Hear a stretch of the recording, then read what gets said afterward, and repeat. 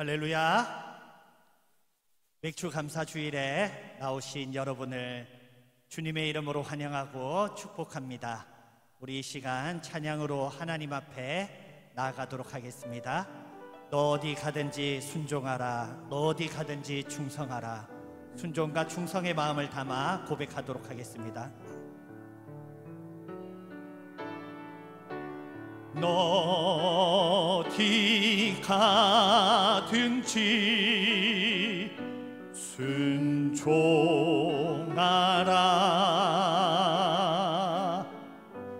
너 어디 가든지 충성하라.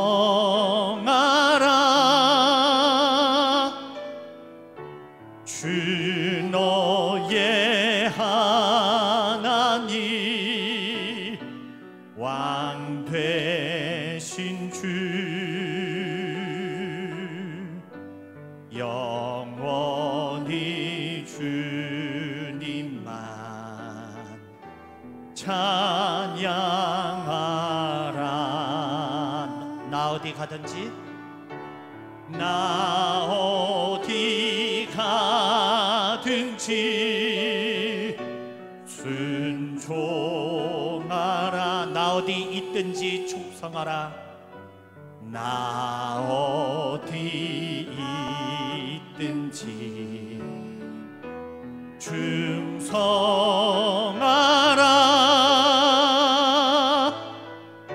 주 나의 하나님 왕 되신 주 영원히 주님만 찬양하리.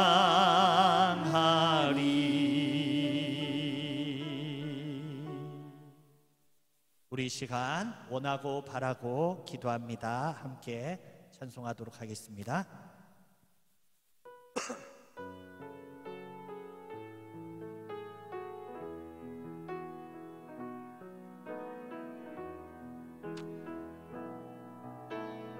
이 세상을 살아가는 동안에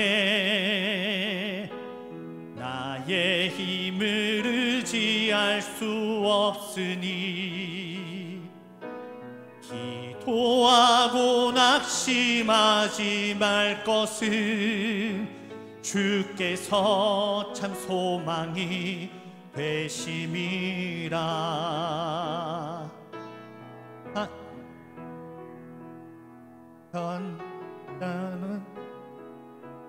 나의 비전이 되고 예수님의 성품이 나의 인격이 되고 성령님의 권능이 나의 능력이 되길 원하고 바라고 기도합니다.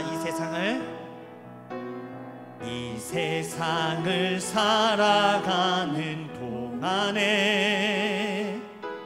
나의 힘을 의지할 수 없으니 기도하고 낙심하지 말 것을 주께서 참 소망이 돼. 주의 길을 걸어가는 동안에 주의 길을 걸어가는 동안에 세상에 거두지할 수 없으니 감사하고 낙심하지 말 것을 주께서 참 기쁨이 되심이라. 하나님의 꿈이 나의 비전이 되고 예수님의 성품이 나의 인격이 되고 성령님의 권능이 나의 능력이 되길 원하고 바라고 기도합니다. 하나님의 꿈이 하나님의 꿈이 나의 비전이 되고 예수님의 성품이 나의 인격이 되고 성령님의 권능이 나의 능력이 되길 원하고 바라고 기도합니다. 우리 함께 기도해. 주 앞에 나와 무릎 꿇고 긍휼 베푸시는 주 하늘을 향해 두 손 들고 하늘 문이 열리고 은혜의 빗줄기 이 땅 가득 내리도록 마침내 주 오셔서 의의 빗줄기 우리 위에 부으시도록.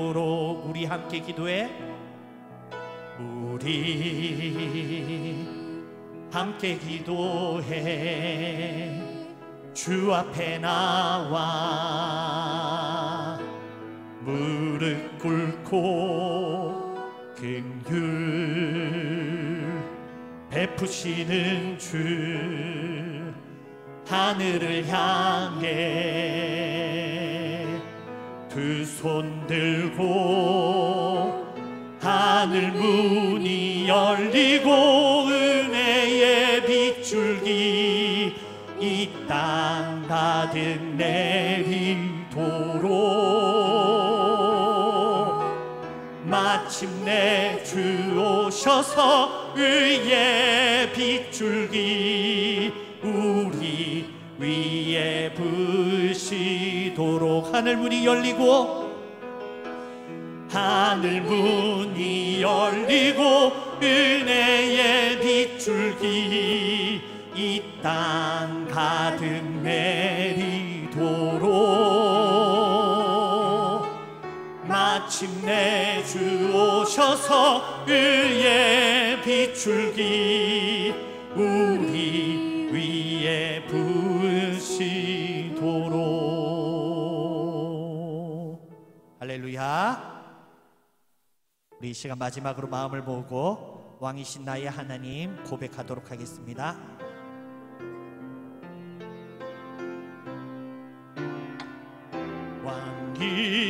왕이신 나의 하나님 내가 주를 높이고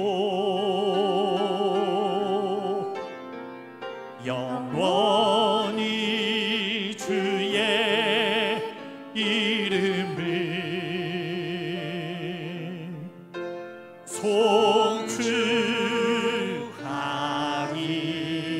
송축하리이다. 다시 한번 고백하겠습니다. 왕이신 나의 하나님, 왕이신 나의 하나님 내가 주를 높이고 영원히 주의 이름을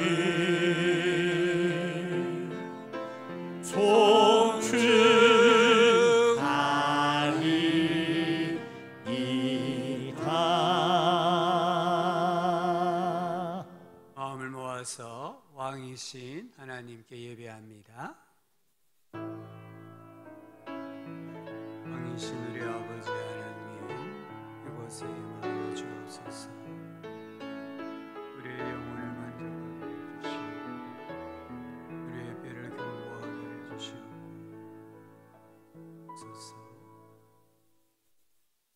찬송가 91장입니다. 슬픈 마음 있는 사람.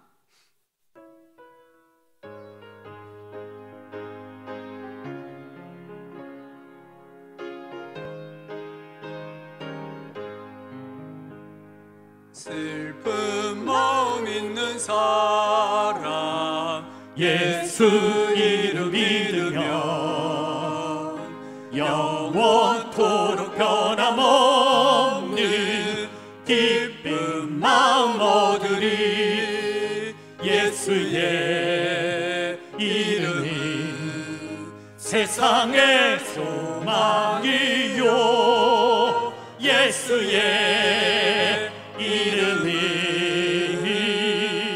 천국의 기쁨일세. 거룩하신 주의 이름 너의 방패 삼으라. 환난 시험 당할 때에 주께 기도드려라. 예수의 이름은 세상의 소망이요, 예수의 이름은 천국의 기쁨일세. 존귀하신 주의 이름 우리 기쁨 내도다. 주의 품에 안길 때에 기뻐 찬송 부르리. 예수의 이름은 세상의 소망이요, 예수의 이름은 천국의 기쁨일세. 우리 갈 길 다간 후에 보좌 앞에 나아가 환난과 함께 경배하며 멸류관을 드리리. 예수의 이름은 세상의 소망이요, 예수의 이름은 천국의 기쁨일세. 아멘. 사도신경으로 우리 신앙을 함께 고백하겠습니다. 나는 전능하신 아버지 하나님 천지의 창조주를 믿습니다. 나는 그의 유일하신 아들 우리 주 예수 그리스도를 믿습니다. 그는 성령으로 잉태되어 동정녀 마리아에게서 나시고 본디오 빌라도에게 고난을 받아 십자가에 못 박혀 죽으시고 장사된 지 사흘 만에 죽은 자 가운데서 다시 살아나셨으며 하늘에 오르시어 전능하신 아버지 하나님 우편에 앉아 계시다가 거기로부터 살아있는 자와 죽은 자를 심판하러 오십니다. 나는 성령을 믿으며 거룩한 공교회와 성도의 교제와 죄를 용서받는 것과 몸의 부활과 영생을 믿습니다. 아멘. 전종교 장로님 예배를 위해 기도하시겠습니다.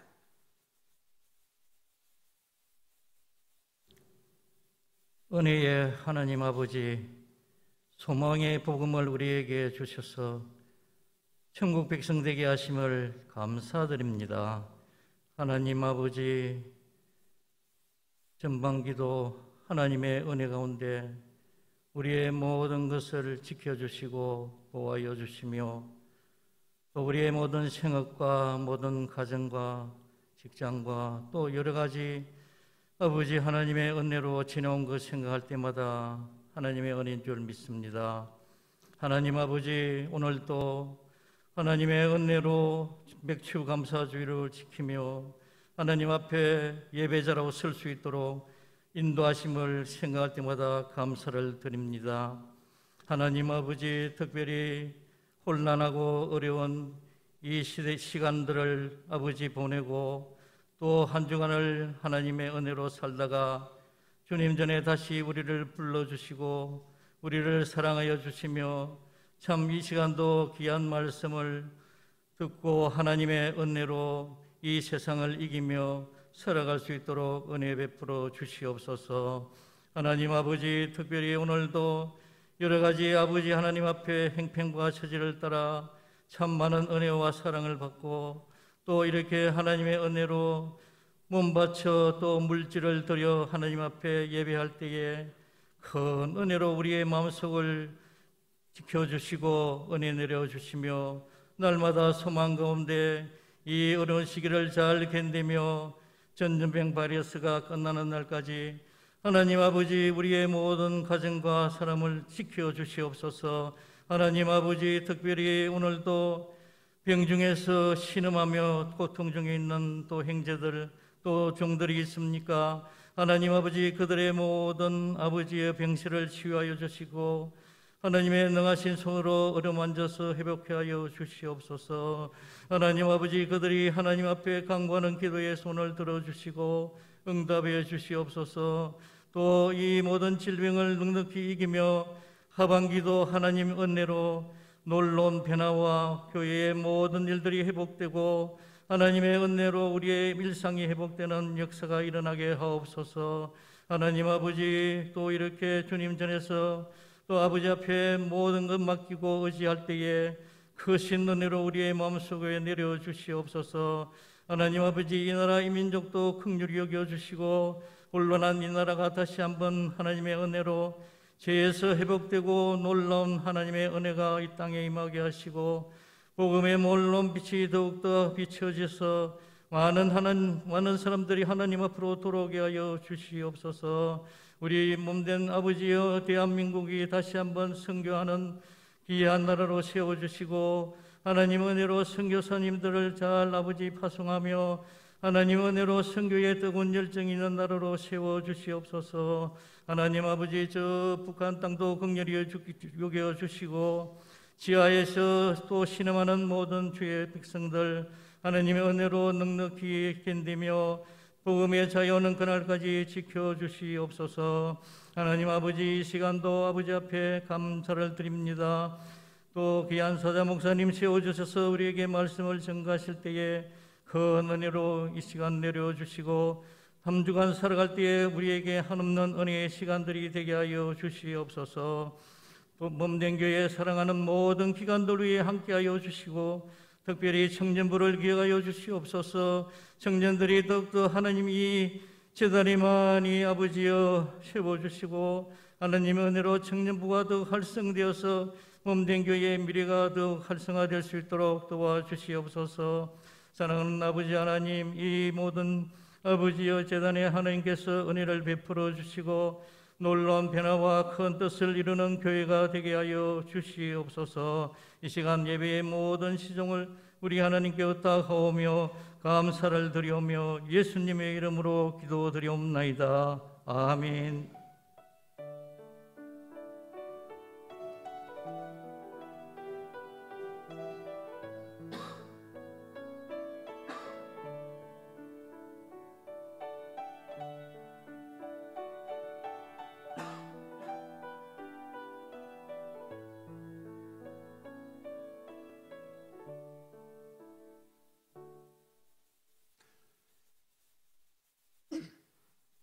오늘 우리에게 주시는 하나님 말씀은 신약 성경 마태복음 6장 9절입니다.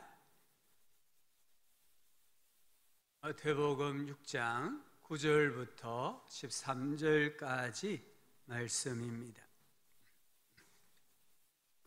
하나님 말씀을 한 목소리로 소리내어 같이 읽겠습니다.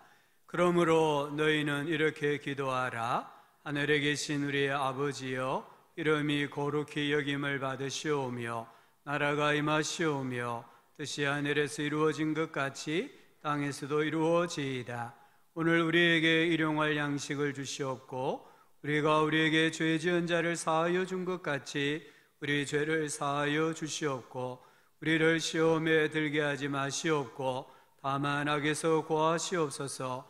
나라와 권세와 영광이 아버지께 영원히 싸움나이다. 아멘. 오늘 맥주 감사 주일입니다. 우리 앞뒤 좌우로 한번 인사했으면 좋겠습니다. 이렇게 인사하실까요? 상반기 동안 수고하셨습니다. 한 번 더 인사합시다. 하반기에도 하나님이 도와주십니다. 아멘. 텔레비전 프로그램 가운데요, 먹는 것을 다루는 프로그램이 참 많은 것 같아요. 백모 씨도 출연을 하고 유명한 만화가가 또 나와서 이렇게 지역을 다니면서 먹는 거 소개하고요. 연예인들, 스포츠 선수들 이렇게 먹는 것을 다루는 프로그램이 참 많은 것 같습니다. 저도 한 번씩 보다가 내가 저기에 가면 저 음식 한번 사 먹어봐야 되겠다 생각해서 이 폰 메모지에 메모를 해놓기도 합니다. 이런 맛있는 음식도 있는데 성경을 읽어보면 또 우리가 영적으로 느껴야 될 맛이 있어요. 시편 34편 8절에 보면 너희는 여호와의 선하심을 맛보아 알지어다 했습니다. 하나님의 선하심, 하나님의 좋으심을 맛을 보아 알아라 이렇게 말씀합니다. 오늘날 우리가 잃어버린 신앙의 맛 어떤 것이 있을까요? 아마 기도의 맛이 아닌가 싶습니다. 예전에는 기도하는 성도들이 참 많이 계셨습니다. 기도원들마다 정말 만원이었어요. 낮에도 기도하는 사람, 평일에도 기도하는 분들이 참 많았습니다. 당연히 기도 응답도 많았고 기도 응답에 대한 간증도 참 많았습니다. 그러나 지금은 그 어디에도 기도하는 사람이 거의 없습니다. 이 기도원은 지금 거의 기도하는 분들이 없기 때문에 폐가로 방치되어 있는 경우가 많이 있습니다. 당연히 기도 응답, 기도 간증이 거의 없습니다. 왜 그렇습니까? 기도하지 않기 때문입니다. 의인의 강구는 역사하는 힘이 크다고 하셨습니다. 그러나 우리가 기도하지 아니하면 큰 힘이 작아지는 것이 아니라 그 큰 힘이 아무 소용이 없어지고 맙니다. 또 하나는 기도 내용이 잘못되었기 때문에 응답이 없는 거예요. 야고보는 구하여도 받지 못함은 정욕으로 쓰려고, 여기 정욕이라는 이 단어를 쉽게 이해하면 자기 욕심으로 자기 자신만을 위해서 이기적으로 하나님 앞에 기도하면 응답이 없다. 정욕으로 쓰려고 잘못 구하기 때문이다 하셨습니다. 번지수가 틀린 우편물은 우편함에는 꽂힙니다. 그러나 아무도 그 우편물을 찾아가지 않습니다. 내게 온 것이 아닌데 우리 집 우편함에 꽂혀 있다고 해서 내가 임의로 가져가고 뜯어보면 처벌을 받게 되어 있어요. 그래서 그 우편함에 꽂힌 우편물은 아무도 찾아가지 않습니다. 시간이 지나면은 수거해 가고 더 시간이 지나면은 자동적으로 폐기하고 맙니다. 우리가 하나님 앞에 잘못된 기도를 드리면 이 번지수가 틀린 우편물과 같은 거라는 것이에요. 우리가 기도를 맛보아야 합니다. 이 기도의 맛을 보려면은 먼저는 기도해야 합니다. 그리고 바르게 하나님께 기도해야 합니다. 예수님께서는 잘못된 기도가 어떤 것인지 말씀하여 주셨습니다. 6장 7절을 보면은 중언부언하지 말라, 뜻없는 말을 계속해서 주문을 외우는 것처럼 반복하지 말라 하셨습니다. 이렇게 기도하는 사람은 이방인입니다. 우상을 숭배하는 자입니다. 거짓 신을 숭배하는 사람들입니다. 그러자 제자들이 누가복음 11장에 보면 예수님에게 선생님 기도를 가르쳐 주십시오 청합니다. 이 청에 예수님이 화답하셔서 가르쳐 주신 기도가 오늘 우리가 읽은 기도문이고 주기도문입니다. 이 주기도문은 교회 처음 나오시면은 사도신경과 함께 꼭 외우세요라고 말합니다. 사도신경, 우리가 예배를 드릴 때마다 오늘처럼 신앙을 고백하는 것이잖아요. 암송하시면 유익합니다. 또 주기도문, 이전에는 주일 오전 예배 외에는 대부분의 예배를 주기도문으로 마쳤어요. 그래서 주기도문은 마치 예배의 끝을 알리는 신호다, 이런 잘못된 인식도 가지고 있었습니다. 어느 목사님이 쓴 책에 그 교회 한 성도님 가정의 애완견 이야기를 해놓으셨더라고요. 한 성도님 가정에 애완견이 있는데 이 개가 가정에서 예배를 드리면은 소파 밑으로 들어간다고 해요. 그리고 주기도문을 외우면 소파 밑에서 나온다고 해요. 주인이 장난 삼아서 개를 불러도, 이름을 불러도 그 개가 나오지 않는데요. 그런데 주기도문이 딱 끝나면 이 개도 소파 밑에서 나온다는 거예요. 그러면서 강아지도 주기도문이 예배의 끝을 알리는 신호다라는 걸 안다, 이런 유머가 좀 섞인 이야기를 해놓으신 걸 읽어보았습니다. 주기도문은 예배의 끝을 알리는 신호가 아닙니다. 주기도문은 우리 인생의 나침반입니다. 우리 인생의 하늘의 북극성과 같은 게 주기도문입니다. 주기도문은 축복의 문입니다. 주기도문은 예수님께서 가르쳐 주신 기도이기 때문에 기도의 정석입니다. 기도의 가장 모범적인 형태라고 할 수 있습니다. 예수님께서 제자들에게 또 우리들에게 너희들은 이렇게 기도하라, 이와 같은 방식으로 이와 같은 순서를 따라 하나님께 기도하라 하셨습니다.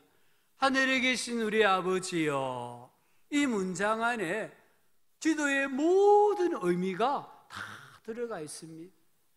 누가 하나님께 기도할 수 있습니까? 하나님을 아버지라고 부르는 사람들입니다. 요한복음 1장 12절에 영접하는 자, 곧 그 이름을 믿는 자들에게는 하나님의 자녀가 되는 권세를 주셨다. 하나님의 자녀가 하나님께 드리는 것이 기도라는 것이에요. 우리 성도님들 거듭나셨습니까? 하나님의 자녀가 되셨습니까? 신앙생활하면서 세 가지 확신을 가지고 살아야 됩니다. 요한일서 5장 13절부터 15절입니다.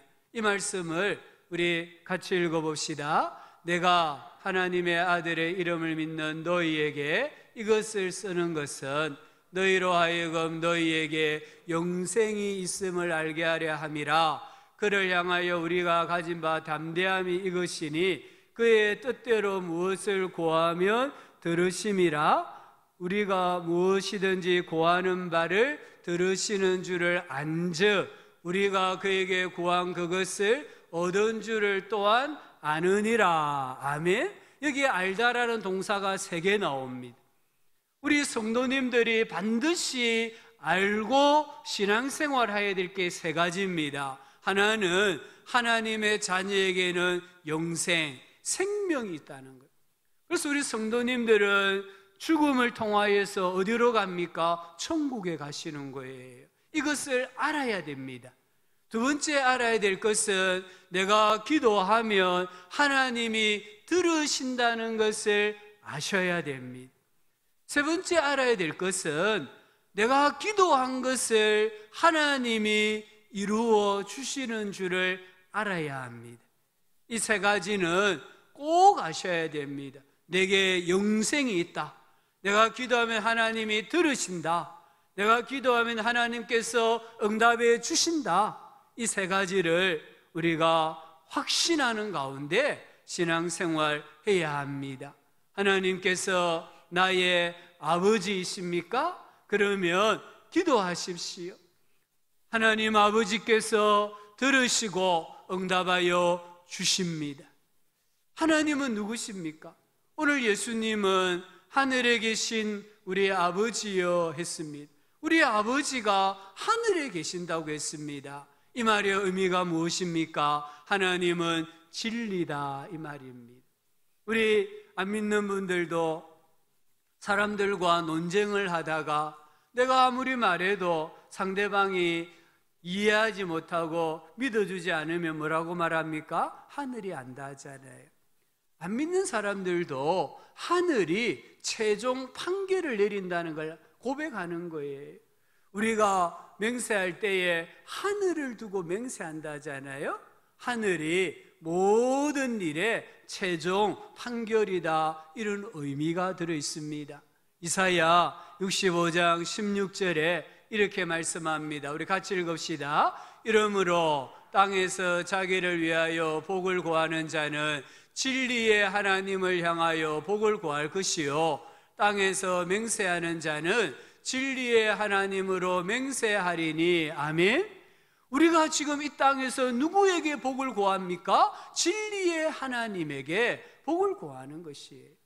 진리의 하나님께 나의 마음의 소원과 간구를 아뢰어 드리는 것이에요. 하나님은 우상이 아닙니다. 거짓신이 아닙니다. 하나님은 진리입니다. 또 하나님이 하늘에 계신다 이 말은 하나님은 전지하시고 전능하시고 계시지 아니한 곳이 없다 이 말입니다. 한자로 말하면 편재하신 분이다, 무소부재하신 분이다라고 말씀합니다. 우리 하나님은 손이 닿지 않는 곳이 있을까요? 없다는 거예요. 하나님이 함께 하시지 않는 곳이 있을까요? 없다는 것이에요. 하나님의 시슬이 닿지 아니할 만큼 작은 것이 있을까요? 없다는 것이에요.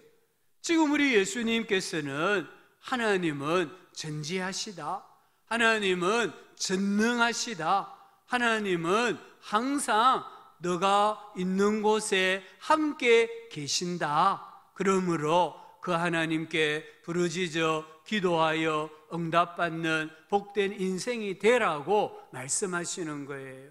우리 성도님들, 이 기도의 능력을 꼭 붙드시고 기도하여 응답받는 복된 삶이 되기를 주의 이름으로 축복합니다. 그러면 무엇을 구해야 됩니까? 오늘 예수님께서는 크게 두 가지를 말씀하세요. 하나는 하나님에 대한 간구입니다. 9절과 10절이에요. 두 번째는 자기 자신에 대한 간구입니다. 11절부터 13절이에요. 우리가 하나님께 간구해야 될 것, 하나님에 대하여서 간구해야 될 것이 무엇입니까? 첫 번째는 아버지의 이름이 거룩히 여김을 받으시기를 기도해야 됩니다. 성경에서 이름은 단순한 호칭이 아닙니다. 그 존재 자체입니다. 하나님의 존재, 하나님의 성품이 거룩하게 합당하게 대우를 받으실 수 있도록 기도하라고 말씀하고 있습니다. 이 하나님 아버지의 이름을 거룩하게 여기기 위해서 우리가 무엇을 해야 됩니까? 최고의 것을 하나님께 드려야 합니다. 구약 레위기서에 보면은 제사가 나옵니다. 거기 말하는, 성경에서 말하는 제사는 오늘 안 믿는 사람들이 귀신에게, 조상에게 지내는 제사가 아닙니다. 오늘 우리가 드리는 예배를 말합니다. 이 레위기 1장에 보면은 번제가 나옵니다. 번제에 사용되는 예물을 말하는데 흠이 없는 짐승으로 수컷이어야 한다고 했습니다. 양이든 소든 염소든 상관이 없는데 반드시 흠이 없어야 된다, 수컷이어야 한다고 하셨습니다. 이 말은 너가 가지고 있는 것 중에 가장 좋은 것, 가장 값이 나가는 것을 선별해서 하나님께 드려야 한다 이 말입니다. 최상의 하나님께, 정말 최고의 하나님께 최상의 것을 선별하여 드리는 예배자가 최고의 예배자고 하나님께 헌신하는 예배자라는 것을 가르쳐 주고 있습니다. 우리 중에 부모님에게 음식을 대접하는데 내가 어제 먹다가 남은 음식 냉장고 안에 넣어두었다가 대접하는 분이 계십니까? 아무도 없습니다.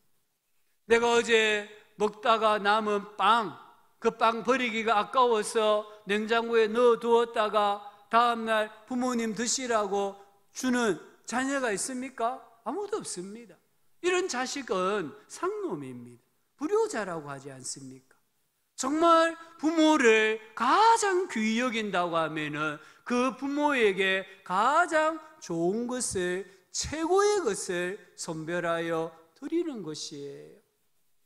제 아들이 결혼을 준비하고 있는데요,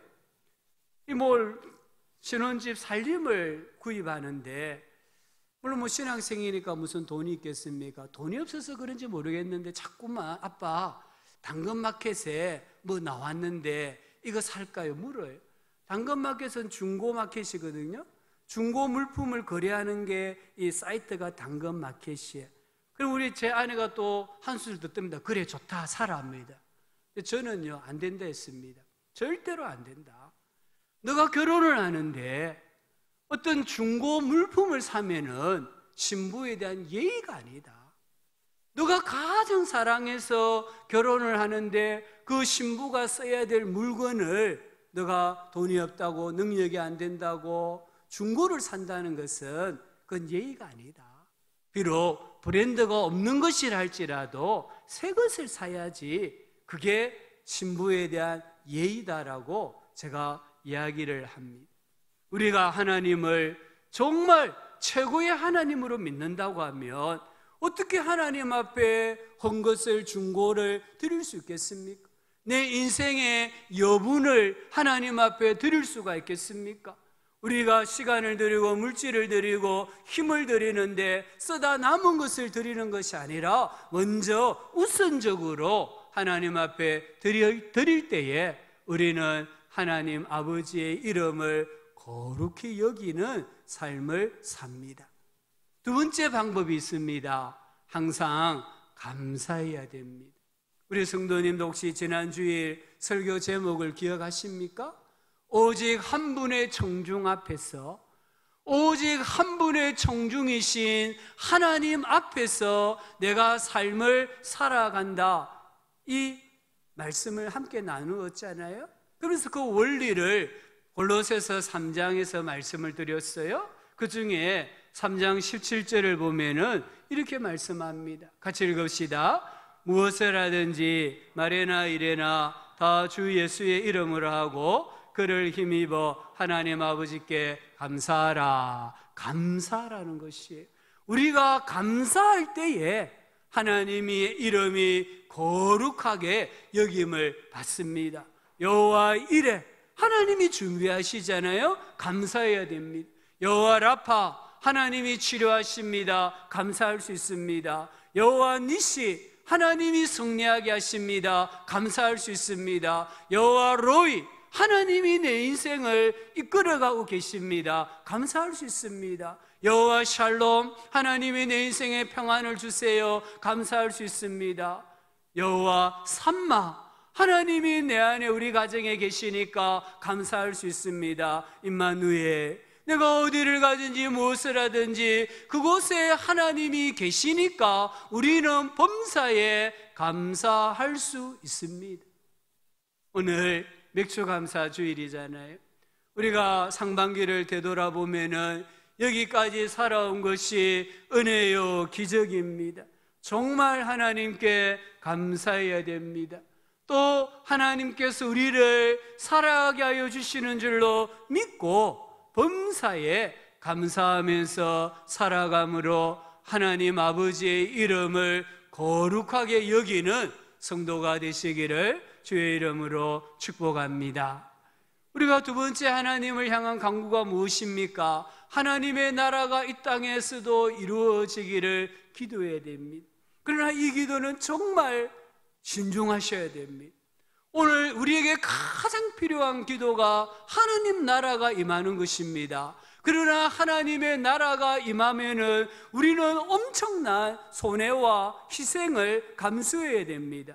하나님 나라는 하나님이 통치하시는 곳이에요. 하나님이 통치하면은 내가 가진 모든 것은 하나님의 것입니다.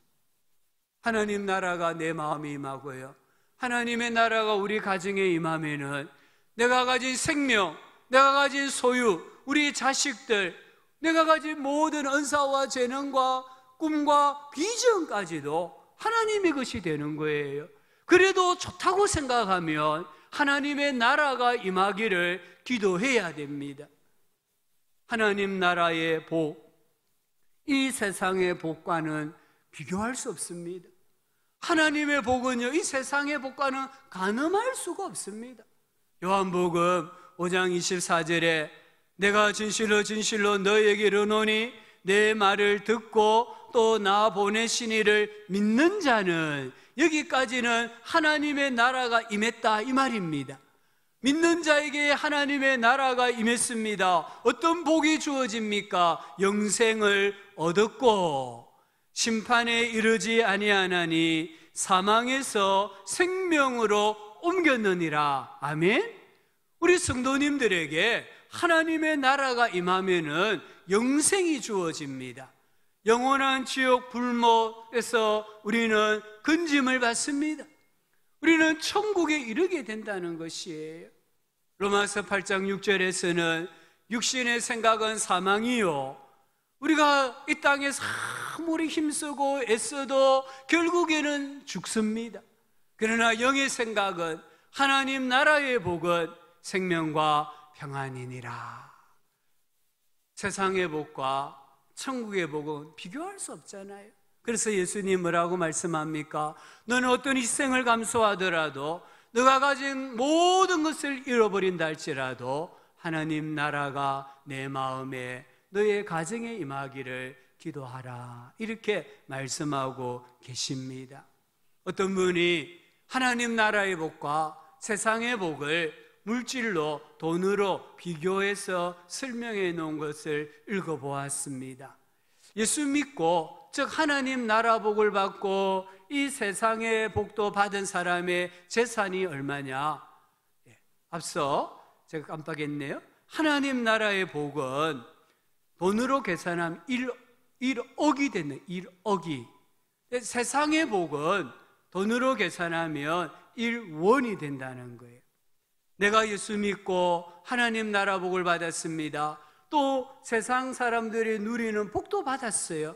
그러면은 내 재산은 얼마입니까? 1억 1원이 되는 겁니다. 내가 예수를 믿었는데, 구원은 받았는데 세상의 복을 받지를 못했어요.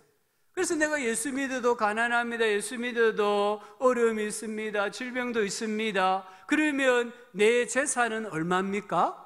1억이 되는 거예요. 1억이. 잘 기억하셔야 됩니다. 근데 내가 예수를 안 믿어요. 구원을 못 받았어요. 근데 세상에서는 너무 많은 복을 받았어요. 그러면 그 사람의 재산은 얼마입니까? 1원이 되는 거예요. 잘 기억하셔야 됩니다. 그래서 우리 안에 오늘 예배 드리시는 성도님들, 나와 당신의 재산의 차이가 얼마냐? 1원입니다. 1원. 1원밖에 안 되는 거예요.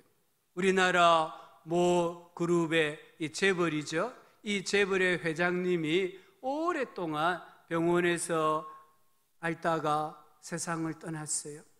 이분이 자식들에게 물려준 재산만 수십조가 됩니다. 근데 이 수십조를 하나님 나라의 가치로 보면은 1원이란 말이에요. 1원. 이 사람은 1원을 지키기 위해서 그렇게 평생을 산 거예요. 성경에 삭개오가 나옵니다.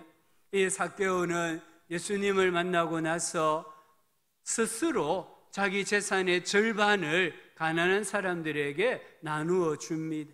또 자기가 혹시 세금 계산서를 잘못 보내가지고 세금을 많이 거두었다고 하면 내가 4배나 갚겠습니다라고 말합니다.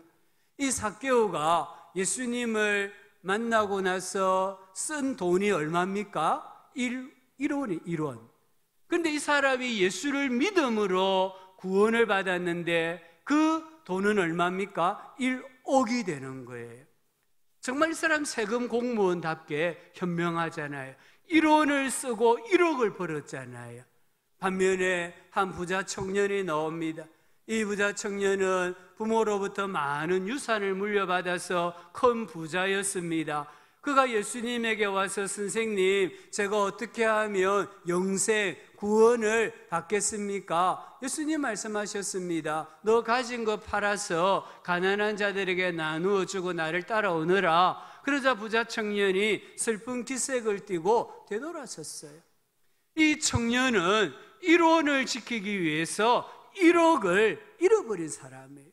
작은 것을 지키기 위해서 큰 것을 잃어버린 어리석은 사람이에요. 에콰도르의 아우카 부족에게 복음을 전하러 갔던 5명의 선교사 이야기, 우리는 잘 알고 있습니다. 그 선교사 중에 한 명인 짐 엘리엇이라는 선교사가 1946년 대학생 때 그의 일기장에 이렇게 적었다고 합니다. 영원한 것을 얻고자 영원할 수 없는 것을 버리는 자는 결코 바보가 아니다. 영원한 것, 하나님, 영생, 구원을 얻고자 영원하지 않는 것, 이 세상의 복을 버리는 사람은 바보가 아니다, 이 말이에요. 삭개오는 바보가 아니었습니다. 그러나 부자 청년은 바보였다는 거예요. 우리 성도님들, 세상의 복은 영원하지 않습니다. 이 세상의 복은 아무리 우리가 평생에 모아도 1원밖에 안 됩니다. 천국의 복은 영원합니다. 그 천국의 복은 절대 가치가 있습니다. 우리 성도님들, 이 영원한 복, 천국의 복을 사모하면서 하나님의 나라가 내 마음에, 우리 가정에, 이 땅에 임하기를 기도하실 수 있기를 바랍니다. 세 번째, 우리가 하나님을 향한 간구가 무엇입니까? 하나님의 뜻이 이 땅에서도 이루어지기를 기도해야 됩니다. 여기 뜻은 하나님의 목적, 하나님의 바람입니다. 하나님의 목적이, 하나님의 바람이 내 안에, 우리 가정을 통해, 우리 교회를 통해서 이 땅에 이루어지기를 기도해야 하는 것이에요. 시편 40편 8절에 시인이 이렇게 말했습니다. 내가 주의 뜻 행하기를 즐기오니 주의 법이 나의 심중에 있나이다. 주의 뜻을 행하기를 즐거워한다고 했습니다. 우리 예수님께서는 요한복음 4장 34절에서 나의 양식은 나를 보내신 이의 뜻을 행하며 그의 일을 온전히 이루는 이것이다. 예수님의 양식은, 예수님의 음식은 하나님의 뜻을 행하는 거라고 했습니다.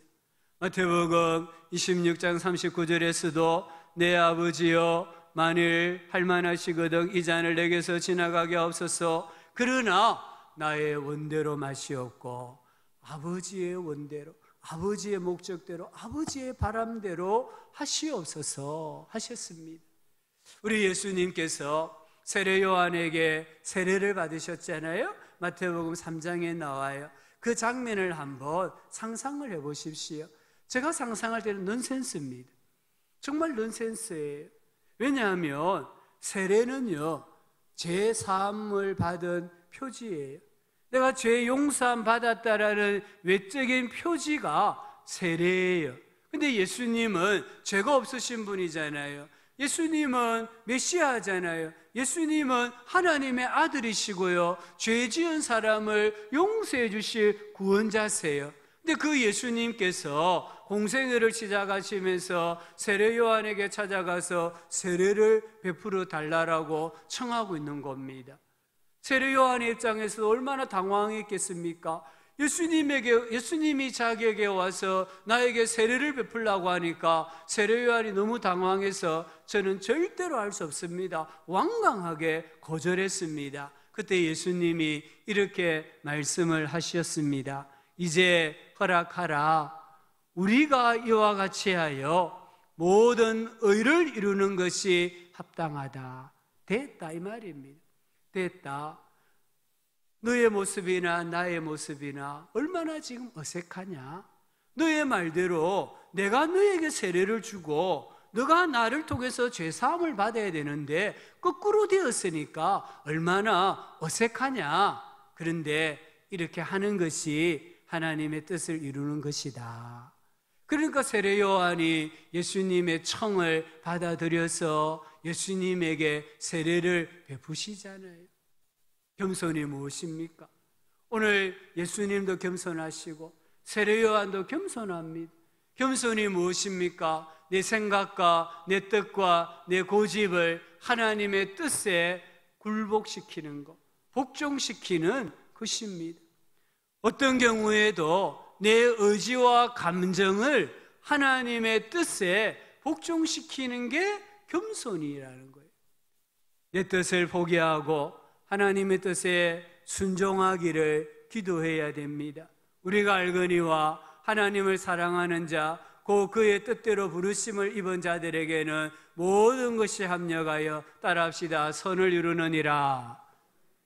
아멘.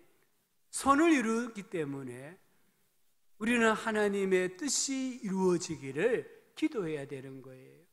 두 번째 큰 기도 제목은 자기 자신에 대한 기도입니다. 11절부터 13절입니다. 여기 11절부터 13절의 기도는 우리가 일상에서 접촉하는 세 가지 영역입니다. 위와 옆과 아래입니다. 이 세 가지 영역에서 자유로울 수 있는 사람은 아무도 없습니다. 위의 영역은 하나님과 영역입니다. 옆의 영역은 이웃과의 관계입니다.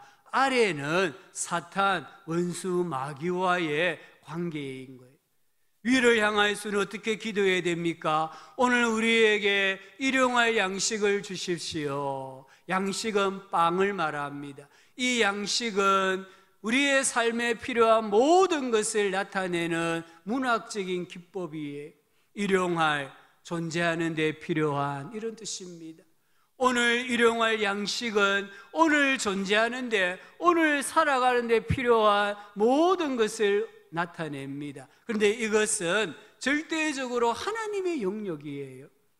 출애굽한 이스라엘 백성들이 광야에서 40년 동안 매일 만나를 먹었어요. 근데 그 만나는 하나님이 내려주셔야만 먹을 수 있었어요. 내가 보관한다고 해서 그 다음날 그 만나를 먹을 수 있었느냐? 아닙니다. 안식일을 제외하고는 아무리 많이 모아도 그 다음날 되면 썩어서 벌레가 나고 악취가 났다고 했습니다. 하나님이 안 주시면은 먹을 수도 없고 보관할 수도 없었던 게 만나였어요. 우리 일용할 양식은 전적으로 하나님에게 달려있다는 것을 꼭 기억을 해야 됩니다. 또 우리는 이 기도를 하면서 지금도 하나님은 나에게 일용할 양식을 주시는데 광야에서 만나를 주신 것처럼 주시지 않는다는 것을 기억해야 됩니다. 오늘 우리에게 일용할 양식을 주시었고 이 기도하고 내가 아침에 들에 나가면 하나님이 빵을 내려놓으셨을 거야? 아닙니다. 지금은 하나님이 그렇게 주시지 않습니다. 그러나 지금 어떻게 주십니까? 오늘 살아가는 데 필요한 것을 얻을 수 있도록 힘을 주십니다. 건강을 주십니다. 지혜를 주십니다. 사람을 붙여주십니다. 모든 은사를 주시고 일터를 주시는 거예요.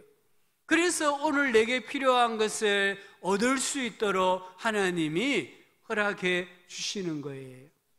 세 번째, 우리 이 기도를 하면서 내가 새끼를 먹으며 살 수 있는 것이 얼마나 큰 복인가를 깨달아야 합니다. 우리 지난 주간에요, 청년 다니엘 기도회를 하면서 사랑현금을 드리는데 그때 사랑현금 대상자가 이 아동보호시설에서 사람들이 한 18세까지는 머물지만 이제 성인이 되면은 나와야 된대요. 나오면 사실 갈 곳이 마땅치 않거든요. 그 중에 한 청년의 인터뷰를 보여주었습니다. 그 청년이 말하지 않았습니까? 내가 건강을 되찾아서 좀 돈을 벌어서 내가 먹고 싶은 거 다 사서 먹어보는 게 소원이라 했잖아요. 이게 아직 20살 정도밖에 안 된 청년의 소원이라는 거예요. 그런데 우리가 하루에 3끼를 먹는 거, 흔히 유머 가운데 삼시기가 있는데 이 삼시기로 살아가는 게요, 그게 큰 복이라는 것을 우리가 기억을 해야 합니다. 또한 우리는 이 기도를 드리면서 하나님은 우리가 다른 사람을 섬기고 나누고 베푸는 삶을 살아가기를 원하신다는 것을 기억해야 합니다. 옆으로는 어떤 기도를 드립니까? 우리가 우리에게 죄 지은 자를 사하여 준 것 같이 우리 죄를 사하여 주십시오. 이 기도를 해야 됩니다. 여기 죄는 뜻이 빚입니다. 빚. 내가 누군가에게 빚을 지면요, 그 빚을 다 갚기까지는 자유가 없어요.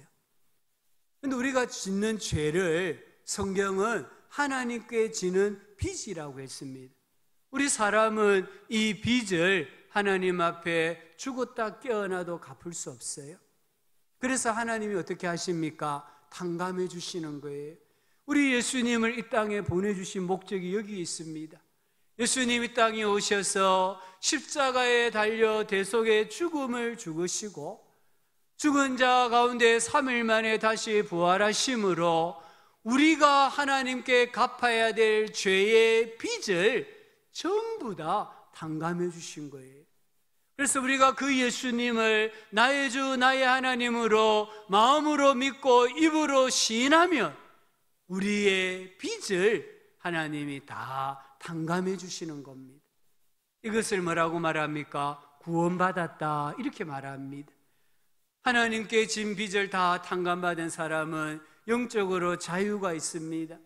그리고 다른 사람이 나에게 진 죄도, 죄의 빚도 탕감해 줄 수 있는 영적 자유가 생기는 거예요. 누가복음 17장 3절 4절에 이렇게 말씀합니다. 너희는 스스로 조심하라. 만일 내 형제가 죄를 범하거든 경고하고 회개하거든 용서하라.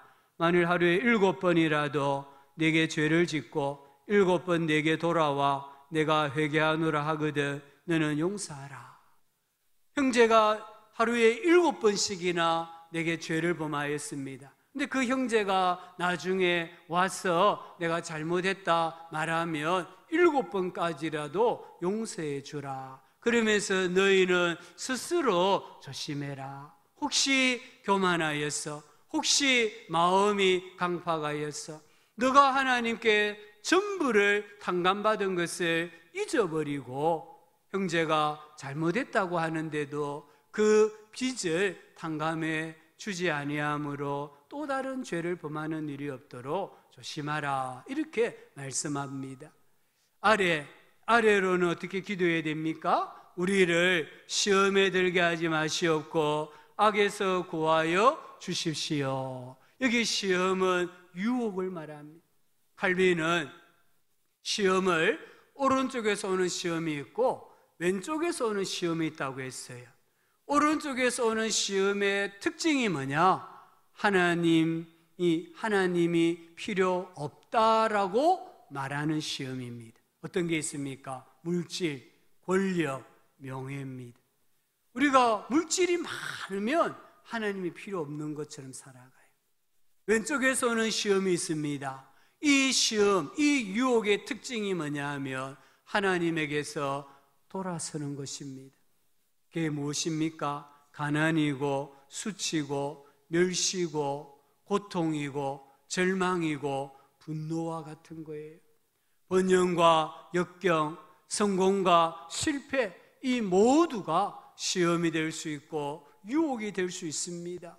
왜 사탄은 우리를 시험합니까? 우리 성도님들 잘 기억하십시오. 죽이기 위해서입니다. 우리 성도님들이 살아가는 세상을 성경은 광야라고 했습니다. 요한계시록 17장에 보면은 그 광야에 한 여자 유혹자가 나타납니다. 17장 4절에 그 여자는 자주빛과 붉은빛 옷을 입고 금과 보석과 진주로 꾸미고 손에 금잔을 가졌는데 가증한 물건과 그의 음행에 더러운 것들이 가득하더라. 아무도 없는 광야의 한 여자, 이 한 여자는 마귀를 상징합니다. 유혹자를 상징합니다. 한 여자가 온갖 보석으로 꾸민 옷을 입고 화려한 옷을 입고 짙게 화장을 하고 서 있다는 것이에요. 왜 서 있습니까? 사람들을 유혹하기 위해서입니다.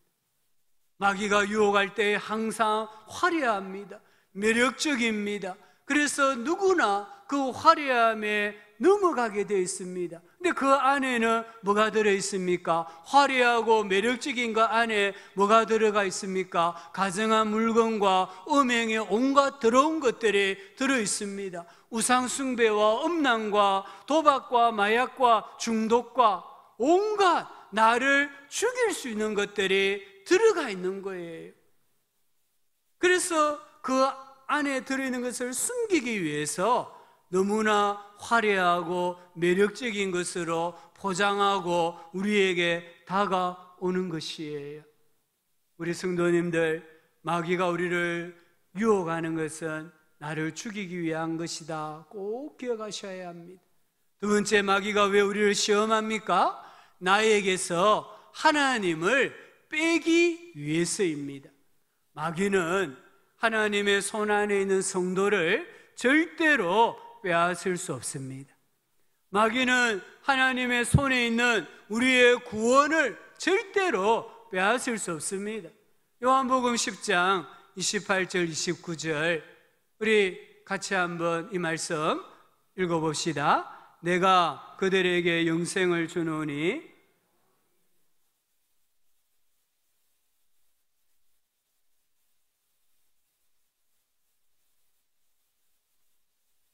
아무도 아버지 손에서 빼앗을 수 없느니라. 아멘.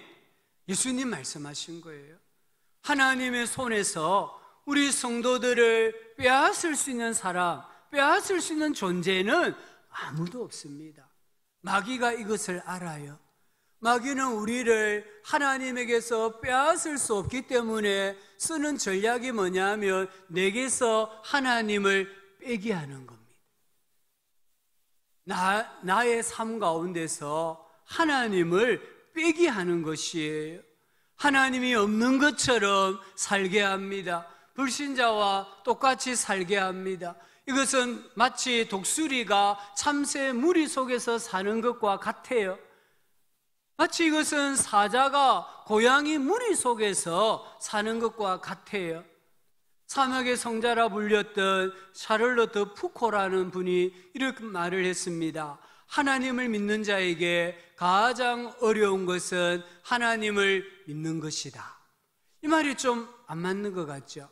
하나님을 믿는 자에게 가장 어려운 것은 하나님을 믿는 것이다. 하나님을 믿는다고 하는데 하나님을 안 믿는다는 거예요.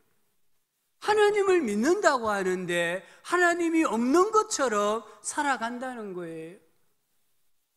하나님을 믿는 자에게 가장 부족한 것은 하나님을 향한 신앙이다라고 말했습니다. 오늘날 마귀는 하나님에게서 우리를 빼앗을 수 없기 때문에 우리에게서 하나님을 빼려고 합니다. 하나님을 생각하지 않게 하고 의식하지 않게 하고 거룩한 일에 무관심하게 하고 영적인 일에 무관심하게 하고 죽음에 대해서 종말 신앙에 대해서 무감각하게 하고 예수님 재림 신앙에 대하여서 무감각하게 만들고 있는 거예요. 마치 우상을 숭배하는 자처럼 예수님이 없는 사람처럼 천국이 없는 사람처럼 살아가도록 마귀는 시험하고 유혹하는 것이에요. 그래서 오늘 예수님 말씀하십니다. 우리에게 매일매일 하나님을 생각하는 마음과 의식과 태도를 위해 기도해라. 영적인 삶을 위해서 예수님 재림 신앙을 위해서 깨어서 기도해라라고 우리 주님이 우리에게 당부하고 계십니다. 기도하십니까? 기도가 어렵습니까? 무엇을 기도해야 되는지 모르십니까? 주기도문을 따라 기도해 보시기를 바랍니다. 이 주기도문을 따라서 살을 붙여가면서 기도할 때에 우리 기도가 얼마나 깊이가 있고 우리 기도가 얼마나 풍성하고 하나님과 깊은 관계를 맺고 친밀함을 유지하고 우리 신앙이 균형 잡힌 신앙으로 세워지는 것을 경험할 수 있습니다. 오늘 이 말씀을 따라 기도하심으로 기도의 간증의 주인공이 되시는 우리 모든 성도님들이 되시기를 주의 이름으로 축복합니다.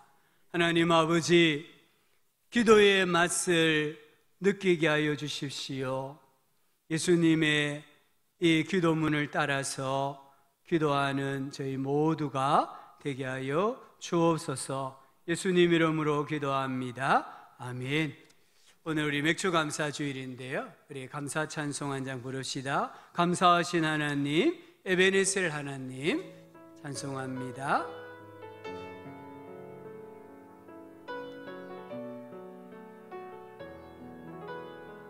감사하신 하나님,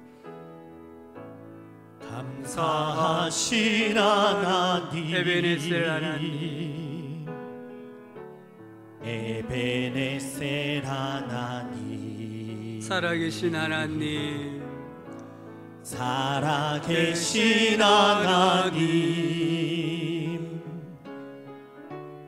에베네셀 하나님, 여기까지 인도하셨네. 여기까지 인도하셨네. 감사하신 하나님, 여기까지 인도하셨네. 살아계신 하나님, 감사하신 하나님, 에베네셀 하나님, 살아계신 하나님, 에베네셀 하나님, 감사하신 하나님, 감사하신 하나님, 여기까지 도우셨습니다. 에베네셀 하나님, 에베네셀 하나님, 살아계신 하나님, 계신 하나님, 에베네셀 하나님, 장래에도 인도하시리. 장래에도 인도하시리. 감사하신 하나님, 장래에도 인도하시리. 살아계신 하나님, 감사하신 하나님, 에베네셀 하나님, 살아계신 하나님, 에베네셀 하나님.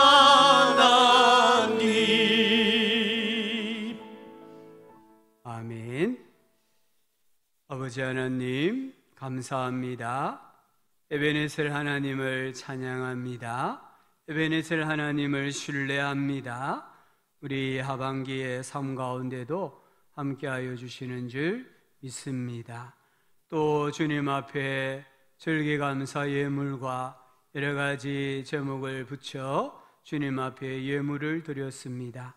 가장 귀한 거 주께 드렸사오니 하나님 받아 주시옵고, 드린 손길의 가정에 또 앞날에 하나님의 한량없는 은혜 내려 주옵소서. 아버지, 7월을 살아갑니다. 지금까지 도와주셨던 하나님, 앞으로도 도와주시고 인도해 주실 줄 믿고 담대하게 살아가는 우리 모두가 되게 하여 주옵소서. 감사합니다. 예수님 이름으로 기도합니다. 아멘. 경고 말씀 주고 참고해 주십시오. 오늘은 우리 맥주감사 주일입니다. 교회에서는 절기를 기념하여서 빵을 준비했습니다. 예배 마치시고 나가시면서 한 점씩 받아가시기 바랍니다. 우리 7월, 8월 구역 모임은 연합 구역 모임으로 금요 밤 기도의 시간에 가지도록 하겠습니다. 우리 성도님들 중에 성경을 필사하신 분들, 노트 한 권을 필사하신 분이 계시면 사무실로 제출해 주시면 또 우리 교회가 보관을 하도록 하겠습니다. 다른 광고들은 주보 참고해 주시기 바랍니다. 기도하겠습니다. 구주 예수님의 은혜와 하나님 아버지의 사랑과 성령 하나님의 영원토록 함께하여 주시는 은혜가 오늘 예수님께서 가르쳐 주신 기도를 따라 평생에 기도함으로 기도의 응답을 받고 기도의 간증의 주인공이 되기를 소망하면서 다시 삶의 현장으로 나아가는 모든 성도들의 삶 가운데 비록 앞두고 사신 교회 위에 영원토록 함께 있을지어다. 아멘.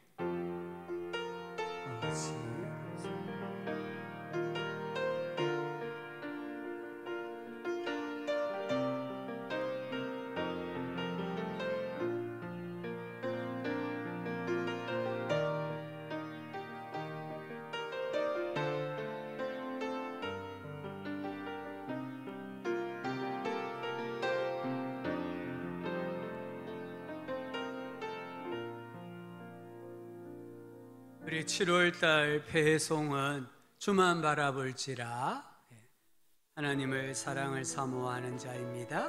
서로를 또 축복하고 격려하면서 함께 부릅시다.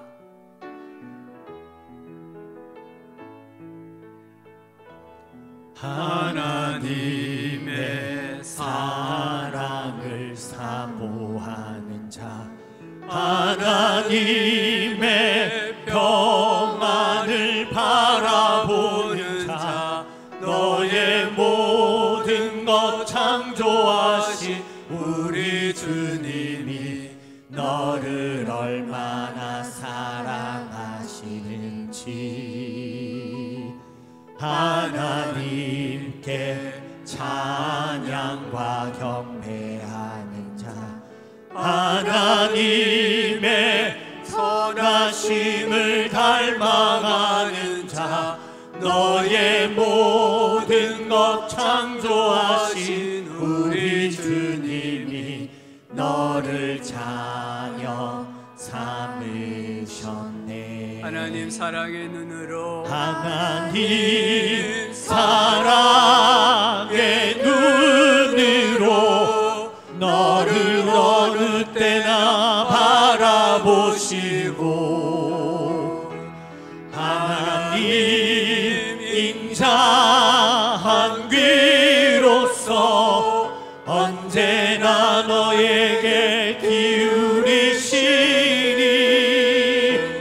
어두움에 밝은 빛을 비춰주시고 너의 작은 신음에도 응답하시니 너는 어느 곳에 있든지 주를 향하고 주만 바라볼지라.